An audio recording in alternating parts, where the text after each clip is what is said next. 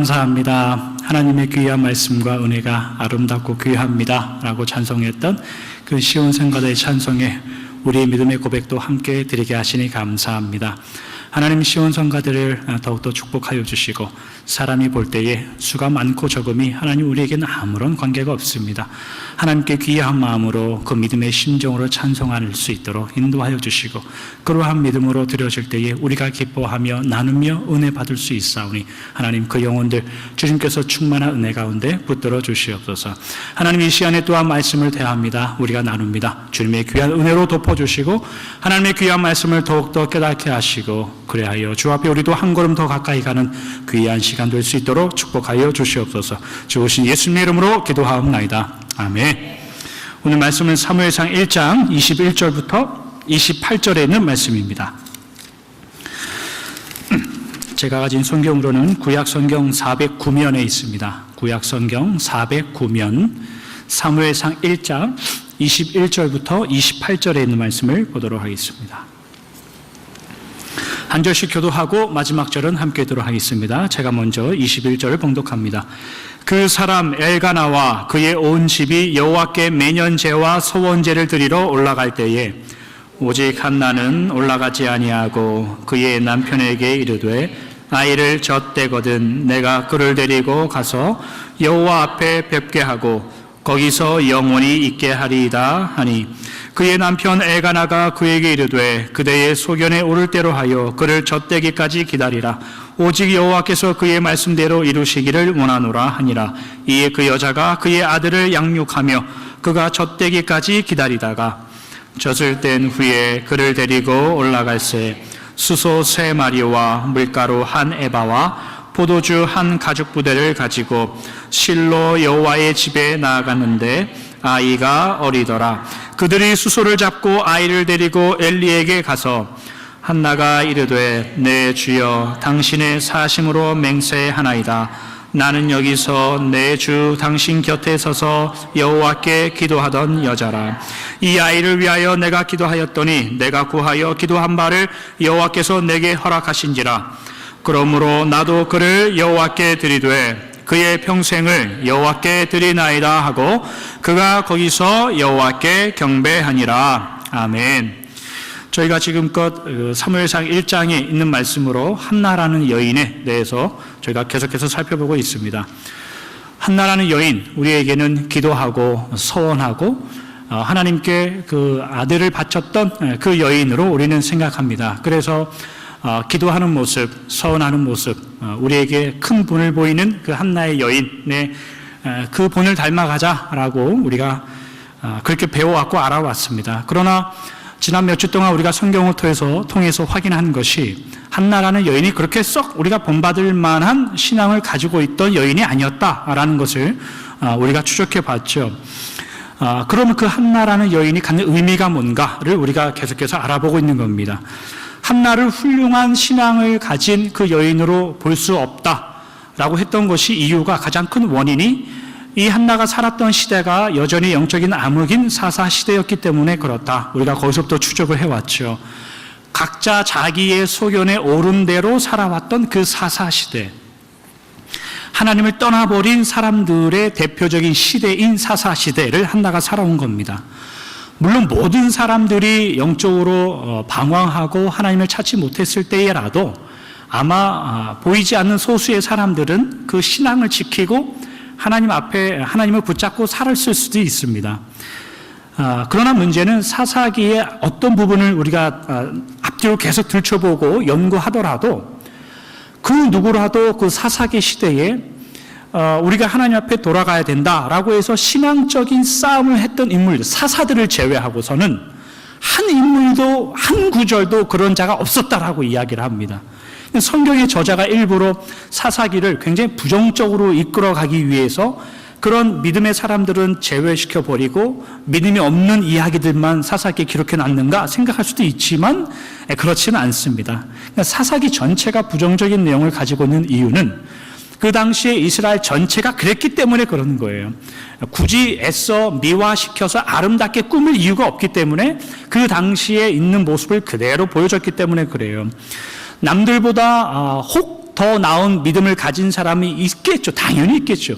그러나 혹 있을지라도 그런 영적인 암흑인 사사 시대를 일어나서 개혁할 만큼 소리 지를 정도는 아니었다는 뜻이에요. 그리고 다른 이스라엘 사람들이 그 소수의 사람들을 보면서 우리도 우리의 믿음을 고쳐먹자, 저 사람을 따라서 우리도 회개하고 하나님께 돌아가자, 이럴 정도의 위인들이 아니었다는 뜻이에요. 그러니까 전체적으로 굉장히 수준이 낮았던 시대가 그 시대예요. 그 증명이 엘리 제사장과 우리가 지난주까지 살펴봤던 엘가나, 한나가 있었던 엘가나의 가정이에요. 매년 예배가 드릴 때가 되면 실로에 가서 예배를 드립니다. 하나님의 성막이 있는 그 언약궤가 있는 곳에 예배를 드려요. 그러나 그 예배가 하나님께 회개하고 자복하고 그런 의미로서의 예배가 아니라 그냥 때가 돼서, 그냥 주일이 돼서, 그냥 예배 시간 돼서 그냥 가서 예배 드리는 거예요. 제사장들은 오늘 여러분들이 이제 2장 넘버 스스로 읽어보시면 아시겠지만 예배 드릴 때에 하나님께 드린 그 동물의 제물이 채 타 없어지기 전에, 아니면 다 익어버리기 전에 우리 제사장이 생식을 좋아하니까, 안 익은 연한 걸 좋아하니까, 다 익어버리면 뻣뻣하니까 안 익은 거 지금 꺼내 오시오. 아직 다 안 익었는데 그냥 꺼내와. 우리 제사장이 그런 걸 좋아하는데, 그 제물을 그냥 자기가 갖다 막 제사장에게 줘버린 그게 그 예배의 문화이고 습관이었어요. 얼마나 타락한 겁니까? 엘가나 같은 사람들도 한번 생각해 보십시오. 그런 하나님의 자녀들, 백성들 예배의 형식들이 그 당시 문화들이었어요. 그런 문화 가운데에 한나라는 여인만 하나님 앞에 기도하며 소원하며 훌륭한 믿음이었다라고 생각하면 우리는 순진하게 성경을 읽는 거예요. 왜 그렇지 않습니다. 그럼에도 불구하고 하나님은 그 시대의 이스라엘 백성들을 사랑하시고 향한 은혜를 거두지 않습니다. 그래서 선택한 여인이 두 여인이 있는데 하나는 룻이고 하나는 한나입니다. 룻이라는 여인을 통해서 하나님은 다윗의 증조모인데 다윗의 가문을 이제 이루어 가시고, 한나라는 여인을 통해서는 그 다윗을 왕으로 기름 부을 사무엘을 준비시켜 나가는 거죠.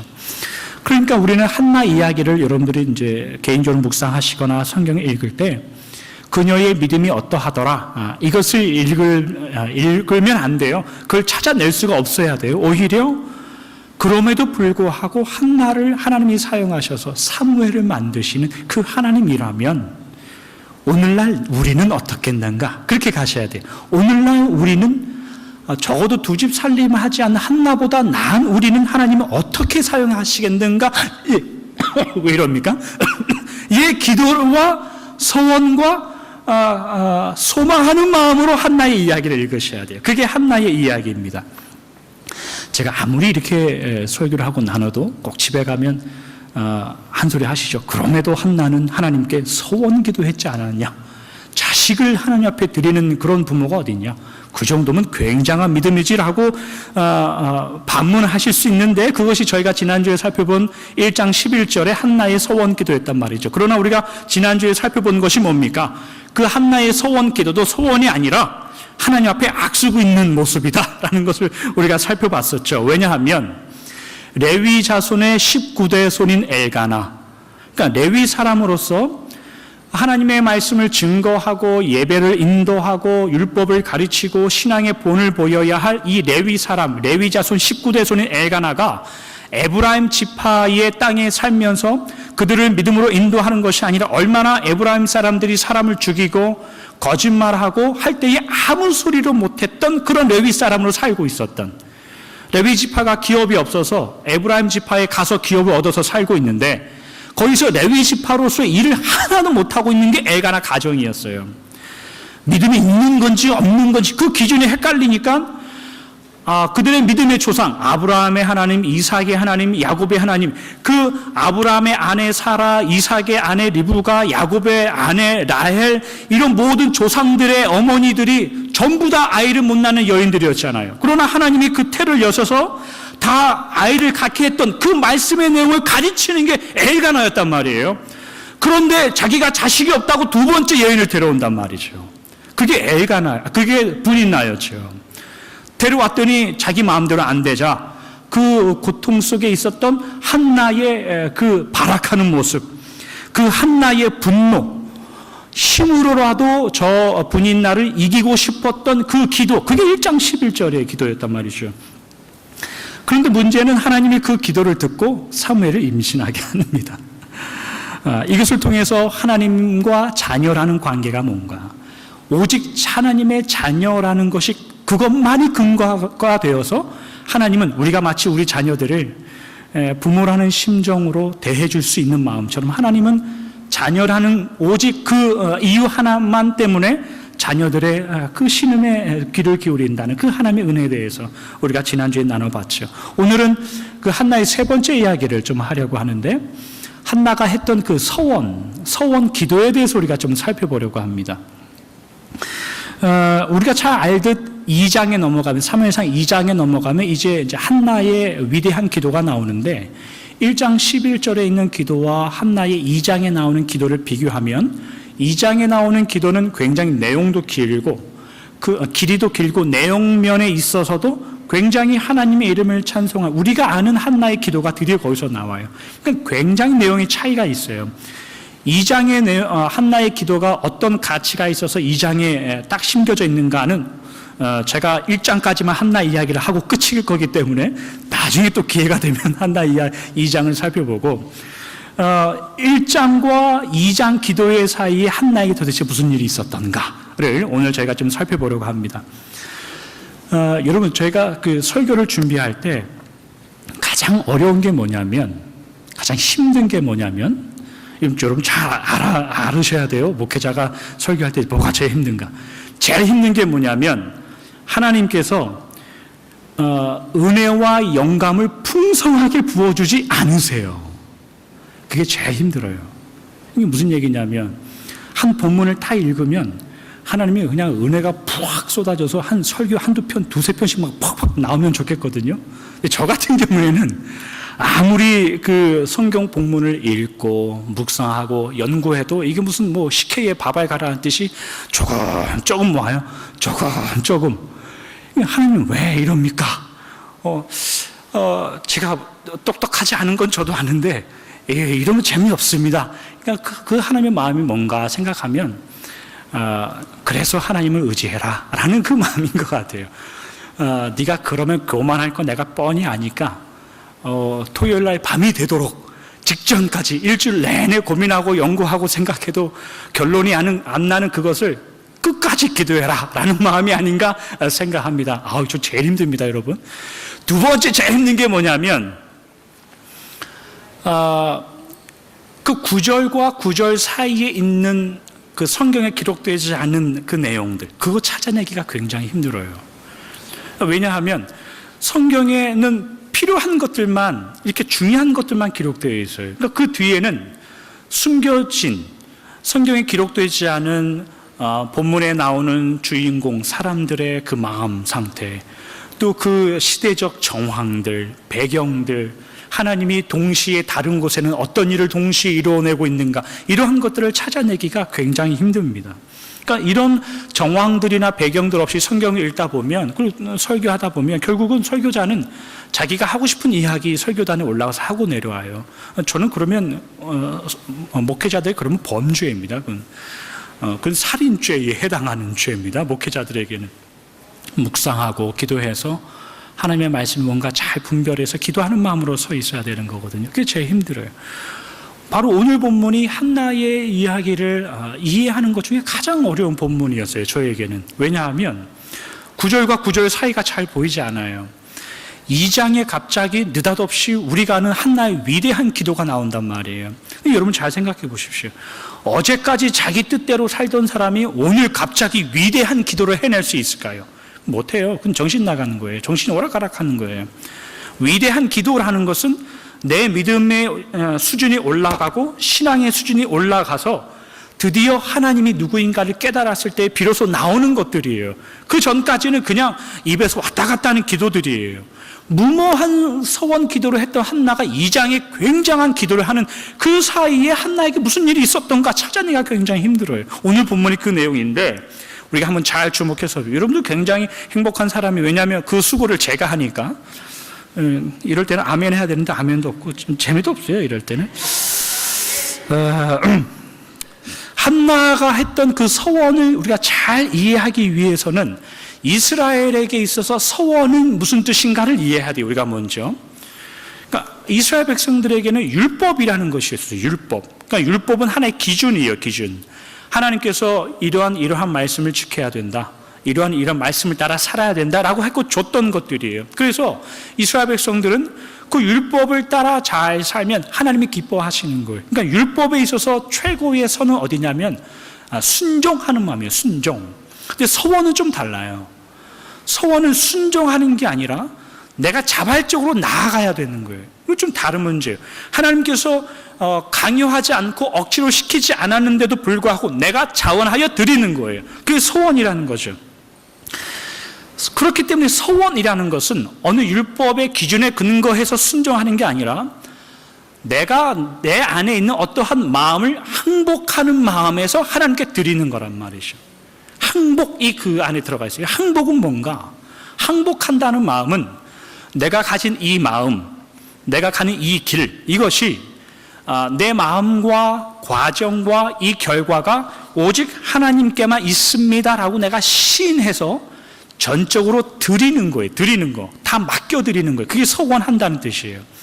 그렇기 때문에 소원을 했다가 지키기가 힘들어서 하나님, 제가 잘 몰라서 그랬습니다. 취소하겠습니다. 이런 말 하지 말라는 거예요. 그건 소원을 했으면 반드시 이루어. 그런 말 할 수가 없다는 거예요. 그래서 전도서 5장 4절 이런 데 보면 여러분들이 하나님께 소원하였거든 갚기를 더디하지 말아라 이런 표현이 있어요. 오해하지 마시고 잘 들으세요. 이 말은 우리가 어떤 소원을 하면 그것이 하나님과 우리 사이에 어떤 채무 관계가 성립됐다라는 뜻이 아니에요. 채무 관계라고 해서 너는 하나님께 빚진 것이니 반드시 갚아야 된다 이런 의미가 아니죠. 이것이 두려워서 우리 옛날 어르신들은 함부로 서운하지 말아라. 저는 그렇게 교육을 받고 자라났어요. 빚진 것이니 반드시 갚아라 이런 말이 아니라 소원은 항복한다는 의미에서 나오는 거기 때문에 항복이기 때문에 나 스스로가 생각하고 결정해서 적당한지 아닌지 스스로 판단하지 말아라 그거예요. 스스로 판단하지 않는다면 하나님께 오직 맡긴 거라면 드린 거라면 이것이 내가 기도했던 것보다 부족해도 하나님 앞에 그냥 맡겨 드려버리는 거예요. 이것이 내가 생각했던 것보다 더 큰 것이 이루어졌더라도 내가 하고 한 게 없이 하나님께 맡겨드리는 거예요. 그게 항복이란 뜻이고 서원이란 뜻이에요. 그러니까 서원에 대해서 우리가 가장 크게 오해하는 게 뭐냐면 항상 물질과 재정에 관계돼서 서원을 오해한단 말이죠. 예를 들면 열심히 기도하다가 은혜 받아서 하나님 제가 일정 기간에 일정 헌금을 하겠습니다 라고 하나님께 서원합니다. 근데 살다 보니 그게 제대로 됩니까? 잘 사업도 힘들어지고 사는 것도 어려워지면은 아이고 하나님 조금만 깎으면 안 되겠습니까? 이제 그런 말을 하죠. 하나님 조금만 낮추면 안 되겠습니까? 라고 하는 거예요. 보시다시피 제 형편이 하나님 그러지 못합니다. 하나님이 내 기도에 응답해 주셨어야지 이런 식이면 저도 곤란합니다. 하나님 이제 이런 마음이 사실 우리 안에 들지요. 저도 어렸을 때 그런 기도 많이 했어요. 오해하는 것 중에 또 하나가 뭐냐면 서원이라는 것과 헌신이라는 것을 또 우리는 헷갈려 해요. 주위에 이런 옛날 어르신분들이 이런 거 많았었죠. 하나님이 저에게 첫 번째 아들을 주시면 그 아들은 평생 하나님의 목회자로 세우겠습니다. 아니, 왜 꼭 이 자식한테는 물어보지도 않고 어머니가 서원을 해서 자식을 신학교에 보낸단 말이죠. 요즘은 그런 일 많이 없지만 저희 형님이나 저희 어머님이나 그랬어요. 그런 관계 저는 몰라요. 저희 형님도 그랬고 저희 어머님도 왜 자식의 길을 어머니가 소원을 해가지고 자식을 자꾸 글로 보내요? 그러니까 자라면서 어머니 저는 이 길이 아니에요. 그러면은 야 이놈아 내가 하나님께 소원한 것이 어디에 있는데 너 왜 그러냐 그러죠. 엄마 나는 여기에 달란트가 없어요. 저는 여기에 달란트가 없어요. 저 길로 가야 됩니다. 가다가 좀만 삐끗하고 사업이 어그러지면은 거봐라 이놈아 내가 하나님께 소원한 것이 있는데 네가 그 소원한 것을 배반하니 하나님이 너를 축복하실 수 없지 않느냐 이런 말을 많이 하죠. 그러지 않습니까? 그런 말 못 들어보셨습니까? 네. 요즘에는 내 자식을 아들 태어나면 목사 삼겠습니다, 이런 기도는 많이 없는, 적어도 제가 아는 저희 교회 성도님들은, 그런 성도님들은 없는 줄로 압니다. 없으시죠? 혹시 자녀 태어나면 목회자 서겠습니다. 그런 쓸데없는 짓 하지 마십시오. 원래 목회자가 훌륭하면 그 교회에서는 아무도 목회자로 자식을 세우지 않는답니다. 왜냐하면 목회자가 훌륭하면은 그 목회자는 사도 바울처럼 40에 하나를 감한매를 매일마다 참고 견디고 살거든요. 사형 선고를 받은 것처럼 살거든요. 그럼 교인들이 그거 보고, 야, 목회자는 멋진 길이다 생각하겠습니까? 힘든 길이구나. 내 자식 저 길로는 못 보내겠다. 훌륭한 목회자 있는 데는 자식들을 신학교 잘 안 보냅니다. 그런데 개판인 목회자가 있는 데는 신학교 많이 갑니다. 교회 헌금을 막 수십만 불씩 막 띄워먹고 멋진 차 굴리며 살고, 목회자가 되면 저런 거구나. 이제 막 우스갯소리인데 그만해야지. 이상한 사람 되니까. 그렇게 서원을 오해하지 마십시오. 서원이라는 것은 내가 하나님 앞에 항복하여 드리는 반응이에요. 그런 것이 아니라면 애초부터 서원이 아니에요. 서원이라는 것은 여러분, 행여나 세상에서 말하는 어떤 계약이나 조약이나 채무관계 이런 걸로 여기지 마십시오. 그런 수준 낮은 것으로 여기지 마십시오. 서원은 나의 모든 인생의 이유와 근거와 과정이 하나님께 있습니다 라고 항복해서 맡겨드리는 거예요. 이게 때로는 물질로 될 수도 있고, 내 일평생이 될 수도 있고, 여러분들의 기도의 제목이 될 수도 있고, 여러분들의 시간이 될 수도 있고, 모든 것이 될 수도 있고, 그게 서원이에요. 그렇기 때문에 서원이라는 것은 여러분의 믿음과 신앙이 자라나면서 자연스럽게 나와야 되는 반응이어야 돼요. 내가 열심히 교회 다니는데 수십 년 동안 신앙생활 했는데 서원한 것은 하나도 없다. 그럼 뭔가 지금 이상한 길로 가고 있다는 뜻이에요. 서원은 하나님 앞에 내 믿음이 자라나는 것을 확인할 때에 하나님께 내 삶의 인생의 조금 부분을 떼어서 드리는 거예요. 더 자라나면 더 많은 부분을 떼어서 드리는, 이 물질로 오해하지 마십시오. 내 인생의 존재됨이에요. 존재됨, 나의 평생의 존재됨. 그래서 믿음이 깊으시고 신앙이 깊으신 분들의 고백이 항상 뭡니까? 내 인생의 모든 것은 다 하나님 겁니다, 이렇게 드리죠. 그게 전적인 서원이란 뜻이에요, 성경이 말하는. 그런데 이런 믿음의 배경과 신앙의 배경이 없이 한나는 서원을 했단 말이죠. 어떤 서원이냐면 내 아들을 주시면 다 맡기겠습니다. 더군다나 이스라엘 백성들에게 있어서 여성분들은 하나님께 서원할 자격이 없는 분들이에요. 무슨 말이냐면 법적인 효력이 없어요. 여성분들, 오늘날 여성분들이 아니니까 오해하지 마시고, 이스라엘 백성 유대인들에게 있어서 여성은 하나님께 서원할 자격이 없어요. 여러분들이 레위기 27장 같은 데 가시면 하나님이 서원이 뭔가 율법으로 딱 정해 놓으셨어요. 그래서 서원은 이렇게 해야 된다라고 하시는데, 그게 모든 사람들에게 동일하게 적용되지 않아요. 민수기 30장에 가시면 또다시 서원에 대한 이야기가 나와요. 민수기 30장에, 특별히 민수기 30장에 여러분들이 가시면 여성분들이 서원할 때 어떻게 해야 된다라는 이 법이 30장 전체에 다 나오는 거예요. 민수기 30장의 주된 내용이 뭐냐면, 만약에 결혼하지 않은 여자아이나 미혼녀, 여성이 하나님께 서원을 했다. 그러면 그 서원한 제목을 가지고 아버지에게 찾아가라.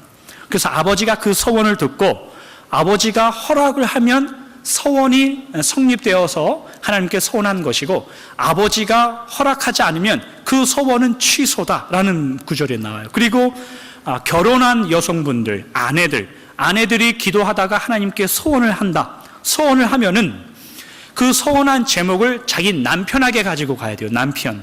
남편이 그 서원한 이야기를 듣고 남편이 허락을 해주면 서원의 책임을 이제는 가지고 있고, 남편이 허락을 해주지 않으면 그 서원은 취소가 되는 거예요. 그 내용 중에 일부분만 저희가 한번 읽어보죠. 민수기 30장 7절과 8절입니다. 시작. 그의 남편이 그것을 듣고 그 듣는 날에 그에게 아무 말이 없으면 그 서원을 이행할 것이요 그가 결심한 서약을 지킬 것이니라. 그러나 그의 남편이 그것을 듣는 날에 허락하지 아니하면 그 서원과 결심하려고 경솔하게 입술로 말한 서약은 무효가 될 것이니 여호와께서 그 여자를 사하시리라. 여인들에게 있어서 서원은 그녀가 무슨 서원을 했던지 관계없이 법적인 효력이 없습니다. 심지어 하나님께 드린 서원이라 할지라도 법적인 효력이 없어요. 남편이나 아버지의 허락이 있어야 비로소 서원으로 인정되는 거예요. 그러니까 여인들에게 있어서 그 서원의 최종적인 결정은 누가 할까요? 남자들 하는 거예요. 남자들. 오늘날로 따지면 남자의 모든 서원의 결정은 여자들이 하는 거와 똑같아요. 그것이 뭐 성경적이냐 아니냐 따질 이유는 없습니다. 뭐 이런 의미에서 한나가 드린 사무엘상 1장 11절의 서원, 하나님께서 부족한 여종의 기도를 들으시고 기억하시고 잊지 않으셔서 아들을 주시면 내가 그 아들을 하나님께 바치고 평생 그의 머리에 삭도를 되지 않겠습니다. 이 서원이 하나님께서 인정해 주시는 서원이 될 수 있을까요? 없을까요? 인정해 주지 않는다는 뜻이에요. 언제까지요? 남편 엘가나가 허락할 때까지예요. 그게 율법이에요. 하나님이 그래도 한나의 그런 기도인데 들어주지 않았겠는가? 아니에요. 하나님도 율법의 바운더리 안에서 이스라엘 백성들이 이끌어 가시죠. 자, 한 가지 질문을 해볼게요. 그러면 남편 엘가나가 이 한나의 서원의 이 이야기를 듣고 아들을 주시며 평생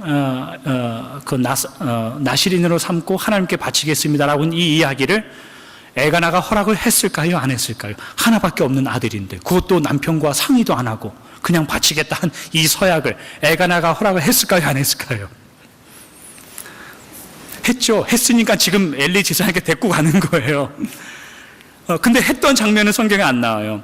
했기 때문에 한나가 사무엘을 지금 데리고 엘리 제사장에게 데리고 가는 거란 말이죠. 그런데 우리가 엘가나를 생각할 때 단순히 한나의 그 서원을 엘가나가 승낙해줬다라고 그냥 한마디로 끝낼 문제가 아니에요. 거기에 엘가나를 우리가 좀 더 깊이 유의 있게 바라보아야 할 그 장면들이 몇 장면들이 있어요. 사실 오늘 본문이 주인공이 한나가 젖을 땐 사무엘을 엘리 제사장에게 데리고 가는 그런 장면인데 사실 주인공은 엘가나예요. 엘가나. 보이지 않는 엘가나의 그 뒷이야기가 성경 구절에 구석구석 배겨 있단 말이죠. 이 엘가나는 한나가 했던 이 서원과 관련해서 과연 무슨 일을 하고 있는가를 우리가 해결을 해야 돼요. 그래야 2장에 한나의 기도가 나오는 거예요. 오늘 이것을 이해하기 위해서 오늘 본문 사무엘상 1장 21절을 우리가 함께 읽어보도록 하겠습니다. 시작. 그 사람 엘가나와 그의 온 집이 여호와께 매년 제와 소원제를 드리러 올라갈 때에 엘가나와 그의 집이 하나님께 매년 예배를 드리러 올라갑니다. 물론 제사를 드리러 올라가는 거예요. 그런데 영어 성경 원문에 보면 이 1장 27절, 21절의 구절이 재미있게 표현되어 있어요. 원어 성경을 가지고 다시 번역을 시작한 유진 피터슨이라는 목사님이 계신데 그분이 이 구절을 이렇게 써놨어요. 제가 한번 읽어드릴게요. 엘가나가 하나님을 예배하여 제사를 드리고 자신의 소원을 지키려고 가족을 데리고 실로에 갔다. 이렇게 기록해요. 그러니까 제가 NIV 영어 성경 화면에 갖다 붙여놨는데 여러분 영어 성경 있으면 한번 보세요. 그게 뭐라고 되어 있냐면 맨 마지막 부분에 to fulfill his vow 이렇게 되어 있단 말이에요. 이게 무슨 얘기냐면 엘가나가 자기의 소원을 지키려고 예배하러 갔다. 이렇게 되어 있어요. 여러분 엘가나가 하나님께 소원한 적이 있을까요? 없을까요? 없어요. 성경에 나오지 않아요. 그러면 여기서 지금 엘가나가 그의 소원을 지키려고 예배 드리러 갔다라고 얘기할 때 이 소원이 원래 누구 거였을까요? 한나예요. 한나. 그러니까 이 한나의 소원을 엘가나가 자신의 소원으로 만들어서 예배 드리러 갔다라고 하는 구절이에요. 오늘 본문 마지막 구절 28절도 함께 읽어보도록 하겠습니다. 시작. 그러므로 나도 그를 여호와께 드리되 그의 평생을 여호와께 드리나이다 하고 그가 거기서 여호와께 경배하니라. 이 구절은 한나가 어린 젖된 사무엘을 데리고 엘리 제사장에 가서 넘겨주는 장면인데 이 아이를 평생 하나님께 바칩니다 하고 바친 후에 그가 경배했다라는 이 마지막 부분도 우리가 유의 깊게 봐야 돼요. 한국말 성경은 좀 애매해요. 그러나 영어 성경만 보더라도 뭐가 나오냐면 화면에 보듯이 He worshipped the Lord there 그렇게 되어 있단 말이죠. 저서 He, 그 사람이 누구인가? 엘가나란 말이에요. 엘가나. 엘리 제사장일 수도 있는 가능성이 있어요. 그러나 제가 이것 때문에 여기저기 살펴보고 자료를 공부한 결론은 대부분 엘가나라고 결론을 내려버려요. 그러니까 이게 무슨 얘기냐면 예배를 드리러 가는 것도 그 서원을 누구 거에서 만들어서 가냐? 엘가나 자기 걸로 만들어서 가요. 그리고 예배가 맞춰지는 이 시점에서도 엘가나가 예배를 주도하여 예배를 맞춰지고 있다는 뜻이에요. 오늘 본문 내용을 종합하면 이거예요. 우리가 이제 거의 끝까지 갔어요. 법적 효력을 갖지 못하는 한나의 서원, 이 서원을 엘가나가 승낙을 해줍니다. 승낙을 해주고서 승낙을 해주면 그 서원의 효력은 당사자에게 가야 돼요. 그러나 엘가나는 그 서원의 책임을 자기 걸로 가져와요. 자기 걸로 가져와서 그것을 지키고 사무엘을 지키고 그 과정들을 완성되도록 이끌어가는 이 모든 주도권을 누가 잡냐면 엘가나가 져요. 그 남편의 엘가나가 이 모든 것을 감당하고 있더라 이거예요. 엘가나가 왜 그랬을까? 우리가 진지하게 살펴볼 내용이에요. 엘가나는 한나의 소원을 자기 걸로 만들고 그 한나의 서원의 내용대로 사무엘을 드리기 위해서 모든 과정들을 매년 제사를 드리고 갔다는 것은 한나가 임신하고 태어나는 그 1년 그리고 젖을 떼는 그 기간 보통 3에서 4세라고 이야기해요. 구약시대 옛날에는 오늘처럼 이유식이 어디 있습니까? 그냥 노멀 음식을 먹을 때까지 엄마의 모유를 먹고 자라는 거예요. 그러니까 보통 3년, 4년 이렇게 얘기해요. 그러면 4년이나 5년 정도를 매년마다 엘가나는 서원제를 드리러 갑니다. 한나의 서원이 자기 것이 되어서 간다는 이야기예요. 이것이 오늘 본문의 내용인데 그럼 이 본문이 우리에게 뭘 얘기해 주고 싶은가? 그것을 우리가 진지하게 고민해야 됩니다. 하나님은 한나를 선택하셔서 사무엘을 준비시키죠. 그리고 그 사무엘이 다윗을 왕으로 세우고 그 다윗의 왕조가 이제 시작되는 계획을 세운단 말이죠. 그런데 이 한나라는 여인은 개인으로만 따지자면 우리가 지금까지 봐왔듯이 그만큼 믿음이 출중하냐? 그렇지 않아요. 믿음이 훌륭하냐? 그렇지 않아요. 하나님 앞에 어떻게 해서든 이것을 이끌고 가기 위해서 그것을 지킬 만한 사람으로 충분한 실력이 있는가? 그렇지 않다는 거예요. 근데 그 옆에 엘가나가 있어요. 이 이야기가 무슨 이야기냐면 마치 룻과 한나가 하나님이 선택한 두 여인인데 룻이 이방 여인이잖아요. 모압 지방에 살던 여인. 근데 이 여인이 베들레헴으로 돌아와서 누구를 통해서 다윗 왕의 왕조를 세우냐면 보아스를 통해서 돼요. 보아스. 룻이 다윗의 조상이 되기까지 보아스가 옆에서 있었단 말이에요. 그러나 그 보아스가 우리가 생각할 때 믿음이 좋아서 이 룻을 옆에서 잘 보살피고 신앙이 성장하게끔 잘 도와줬구나라고 생각할 수가 없어요. 왜냐하면 이 보아스 또한 사사 시대에 베들레헴에 살던 그냥 한 사람이에요. 전혀 특출난 것이 없단 말이에요. 그러니까 이 룻 옆에 이 보아스처럼 한나 옆에서 한나가 한나답게 만들어가는 이 과정 중에 누가 있냐면 엘가나가 있어요. 엘가나. 한나의 서원을 허락할 뿐만이 아니라 오히려 그 책임을 자기 걸로 만들어서 하나님의 역사를 이루어가는 과정 중에 엘가나가 서 있단 말이에요. 여러분, 엘가나가 훌륭한 레위지파 사람이었습니까? 전혀 아니에요. 말씀을 잘 깨달아서 하나님의 뜻을 깨달아서 반드시 사무엘을 지켜내리라. 그래서 이스라엘의 왕조, 이스라엘의 이 구약의 이 언약의 은혜를 이어가리라라는 마음으로 사무엘을 지켜내고 있는 걸까요? 전혀 아니에요. 그럼 도대체 엘가나는 왜 이러고 있는 걸까요? 엘가나는 무슨 생각으로 한나의 서원을 지켜주고 사무엘을 보호하고 있는 걸까요? 최소한의 자기 역할이에요. 최소한의 자기가 할 일이에요. 신앙과 믿음이 있다는 말이 아니에요. 부모로서, 남편으로서, 한 집의 가장으로서, 또 그래도 말씀을 알고 있는, 그래도 믿음을 가지고 있는 신앙의 그 작은 양심, 그거 하나로 서 있는 거예요. 믿음의 훌륭한 수준으로 하나님의 대업을 이루어가고 완성한다. 절대 그런 거 아닙니다. 절대 그런 모습 아니에요. 여러분, 우리의 모습을 한번 돌아보면 우리도 엘가나의 수준과 그냥 비슷합니다. 한나라는 여인과 우리도 사실 비슷해요. 무슨 이야기냐면 흡족한 신앙과 흡족한 믿음, 깊은 성실한 믿음으로 하나님의 대업을 이뤄가고 하나님의 역사를 이루어 가려고 우리는 발버둥치고 노력하고 소원을 품고 살아도 우리는 교회 문 나가고 월요일 되면 똑같은 삶을 삽니다. 한나나 엘가나나 우리나 별반 다르지 않아요. 우리의 믿음의 인생을 보면서 느끼는 게 뭡니까? 아이고, 그럴듯하지 않구나. 그걸 매일마다 느끼는 게 우리의 인생이죠. 세상에 쫓기고 경쟁하고 저 사람을 죽여야고 저 사람을 짓밟아야 하지만 내가 올라가는 그런 세상의 풍조와 세상의 원리에 우리는 젖어서 산단 말이에요. 그렇게 젖어서 살다가 주일 되면 하나님께 예배 드린다고 나옵니다. 우리가 과연 엘가나와 한나와 비교할 때 우리가 나은 것이 있겠습니까?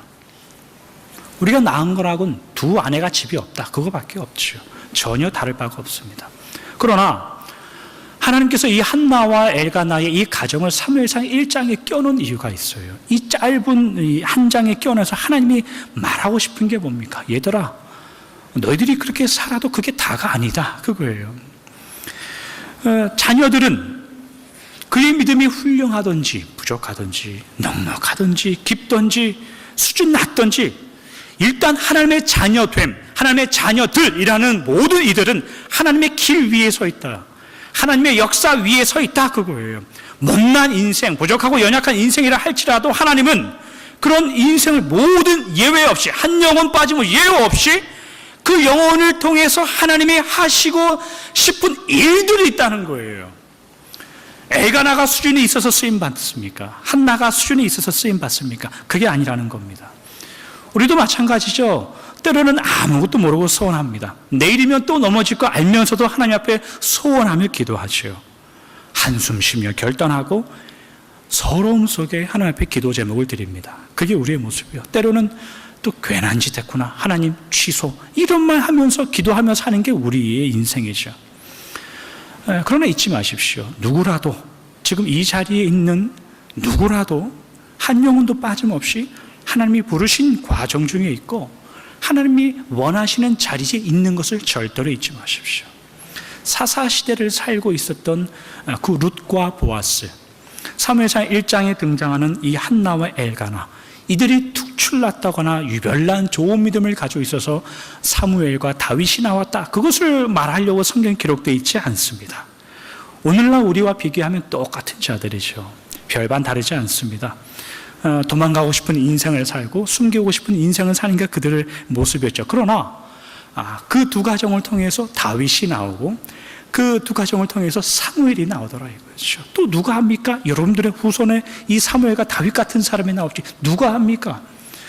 그게 여러분들의 인생이라는 겁니다. 여러분들의 삶이라는 겁니다. 하나님이 묻죠. 한나를 보면 무슨 생각이 드냐? 엘가나를 보면 무슨 생각이 드냐? 하나님 면목 없습니다. 고개 들어, 고개 들어. 나 그거 말하려고 하는 거 아니야, 고개 들어. 그거 묻는 거예요. 우리 집에 무슨 다윗이 나고 우리 집에 무슨 사무엘이 나옵니까? 고개 들어, 고개 들어. 내가 너를 인도하고 쓰면 누군들 못 쓰겠느냐? 그게 한나와 엘가나 가정의 이야기예요. 그게 룻의 이야기입니다. 말씀을 정리하도록 하겠습니다. 저희가 지난 3주 동안 이제 한나에 대해서, 한나의 인생에 대해서 살펴봤는데 성경은 그녀의 전 인생에 대해서 기록하고 있지 않아요.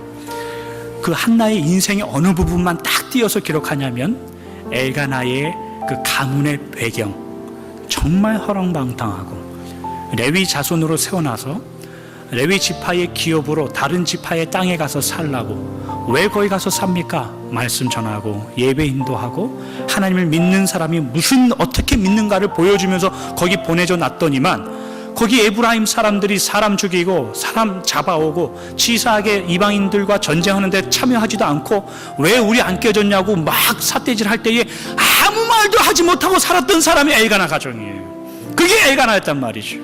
더러운 사람, 만나기 싫은 사람, 그게 엘가나 배경이에요.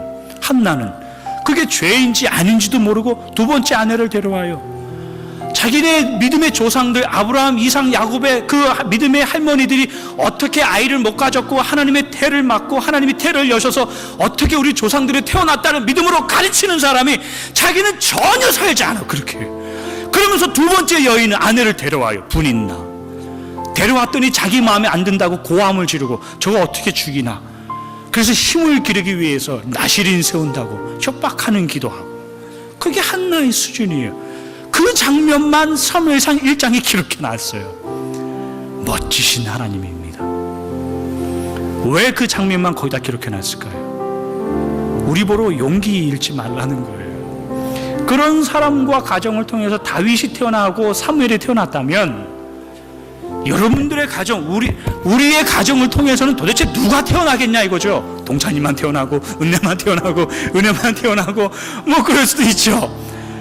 그러나 그 후손 그 뒤에 하나님은 우리 가정을 그럼에도 불구하고 어떻게 이끌어갈지 몰라요. 하나님이 그거 보라는 겁니다.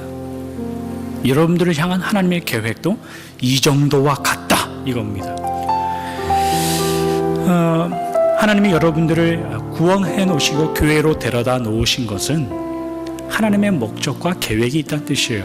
하나님의 목적과 계획이라는 말을 하나님께서 여러분들을 어디다 데려다 써먹을까? 그 말 아니에요. 그런 말 오해하지 마십시오. 하나님께 쓰임받는다는 말을 제발 무슨 일을 한다고 이해하지 마십시오. 여러분들이 있는 곳에서 하나님의 은혜를 어떻게 드러낼 것인가? 그게 쓰임받는다는 표현인데 여러분들이 어느 형편에 있을지라도 여러분들의 믿음과 인생이 어느 수준에 있을지라도 하나님이 여러분들을 통해서 은혜 받았다는 것이 뭔가를 써내려가고 싶어 하시고 하나님의 사랑을 받는 자들의 삶이 어떠한가를 보여주고 싶고 드러내주고 싶단 말이에요. 그런데 우리는 한숨 쉬며 싫어 맨날 하나님께 저항하고 하나님 앞에 소리 지르면서 살고 어쩔 수 없습니다. 그럼에도 불구하고 하나님의 사랑이 있다는 것, 그것이 한나의 이야기입니다. 그런 여러분 감격스러운 거죠. 그런 여러분 은혜 있는 거죠. 그런 여러분 사랑이 있는 거죠. 세상에 속지 마십시오. 세상은 내가 저 사람을 밟고 올라가서 그럴듯한 사람이 돼야 인정을 받습니다. 그러나 하나님은 우리를 구원해 주신 하나님의 자녀라는 그 이유, 그것 때문에 우리를 인정해 주시는 거죠. 세상 사람들처럼 자꾸 누굴 밟아 올라가지 마십시오. 뒤따라오는 사람이 있으면 아쉬운 마음과 기도하는 마음으로 바라봐 주실 줄 알아야 되고, 답답하여 구원받지 못한 사람이 있다면 여러분 먼저 구원받은 거에 대한 미안한 눈빛으로 바라보십시오. 너는 도대체 내가 몇 번 얘기해도 말귀를 알아듣느냐, 왜 하나님 못 믿고 신앙이 곧다위냐, 이런 말 하지 마시고요. 먼저 은혜 받고 먼저 선택받은 자로서의 그 미안한 마음으로 부족한 자들을 바라보시오. 그게 하나님의 사랑을 아는 자입니다. 그게 하나님의 역사를 이루어가는 자들입니다. 넉넉하여 사십시오. 여러분 지지 말고 사시고, 세상에 대해서는 지지 말고 하나님의 사람들에 대해서는 져주고, 왜냐하면 나를 통해서 이루실 하나님의 사랑이 있으니 그 믿음과 사랑을 끝까지 지켜내시는 여러분들 되시길 주님의 이름으로 축원합니다. 기도하겠습니다. 하나님 감사합니다. 우리가 한나의 이야기를 3주 동안 살펴봤습니다. 하나님, 한나의 인생과 엘가나의 그 인생이 생각하는 것만큼 그럴듯하지 않았다는 것도 우리가 확인해 봤습니다. 그러나 주님, 그럴듯하지 못하고 부족함에도 불구하고 그 영혼과 그 삶을 사용하셔서 하나님의 뜻을 이루셨던 하나님의 성실하심도 우리가 확인했습니다. 하물며 우리는 어떨까? 하물며 우리는 어떠할까? 이것이 성경이 우리에게 질문하는 것입니다. 하나님, 우리의 삶을 통해서 하나님께서 역사를 이루어 가신다니 우리가 감사하게 하시고 넉넉하게 하여 주시옵소서. 가지지 못하고 넉넉하지 못하여도 하나님의 은혜를 붙잡아 살아갈 수 있도록 축복하여 주시옵소서. 좋으신 예수님의 이름으로 기도합니다. 아멘.